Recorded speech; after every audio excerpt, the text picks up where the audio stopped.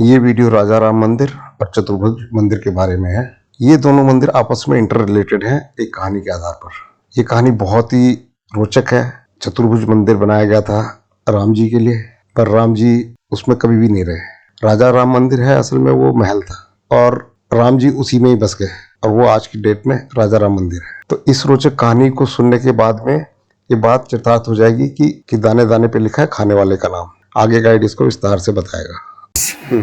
काफी खूबसूरत बिल्डिंग्स आपको नजर आ रही होंगी सामने। यहाँ पर सबसे पहले देखिए बीच में बना हुआ है जो पीला वाला है, जो नया देखने में नया लगता है। बिल्डिंग्स है पुरानी, इसको रिनोवेटेड किया हुआ है, जो राम राजा मंदिर के नाम से जाना जाता है या राजा राम मंदिर। अभी हम गए थे यहाँ। हाँ जी, यहाँ आप लोग दर्शन करने के लिए आते हैं। अब मैंने बताया था कि ओडिशा एक धार्मिक नगरी है। पर ये किसने बनाया था? ये राजाओं के द्वारा बना हुआ है मंदिर। अच्छा। अब बेसिकली क्या है कि यहाँ देखिए धार्मिक नगरी है, यहाँ काफी मंदिर हैं। जैसे हमने बताया कि यहाँ 24 मंदिर हैं, जिसमें से 3 मंदिर हैं जो बड़े मंदिरों में आते हैं। एक है पीला वाला जो राजा राम मंदिर है, उसके उल्टे हाथ पे बना हुआ जो बड़ा वाला मंदिर है जिसका जो शिखर दिख रहा है, ये चतुर्भुज टेम्पल है, विष्णु के लिए समर्पित है।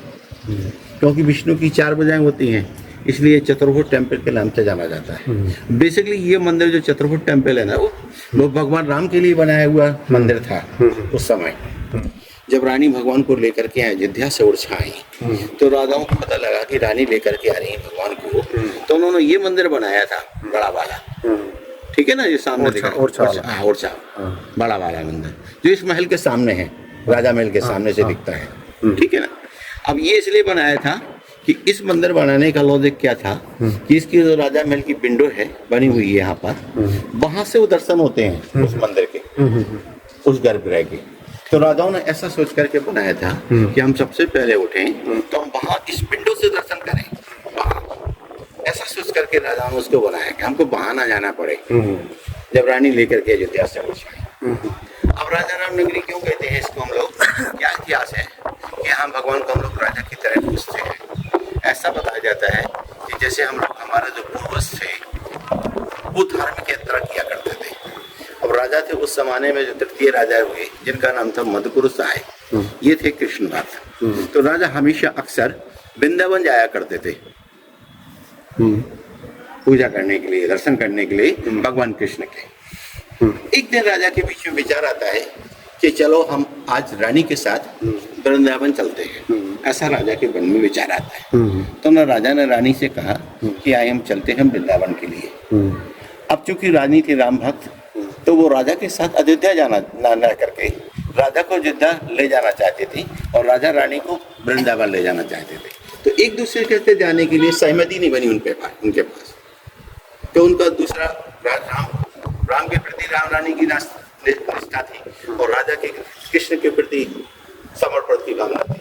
इसलिए राजा रानी के साथ जाने को तैयार नहीं और रानी राजा के साथ जाने को तैयार नहीं हुए। तो रानी ने डिसाइड किया कि हम जाएंगे तो अयोध्या, हमको क्यों राज को छोड़ करके जाना पड़े या राजा को। जब रानी ने ऐसा सोच लिया, मन में अपने ठान ली, तो राजा इस चीज को भाप गए। समझ में आ गया राजा को रानी हमारे साथ जाने को तैयार नहीं। तो राजा ने रानी से जब अयोध्या भिजवाया उनको, तो रानी से कहा कि अपने भगवान को लेकर लौटना इस दरबार में, क्योंकि राजा की इच्छा तो थी नहीं उनको वहां भेजने की। तो इस कारण से राजा का आदेश था।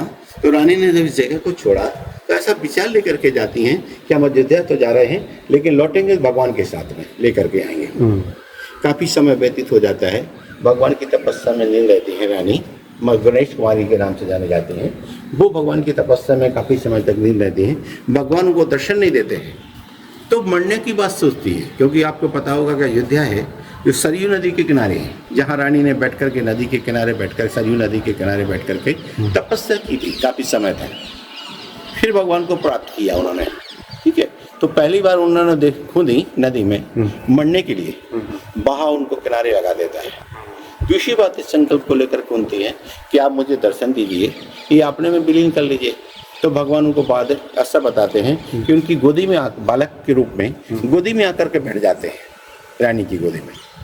फिर वो रानी से कहते हैं कि मांगो, आपकी क्या इच्छा है, क्या आप चाहती हैं मुझे।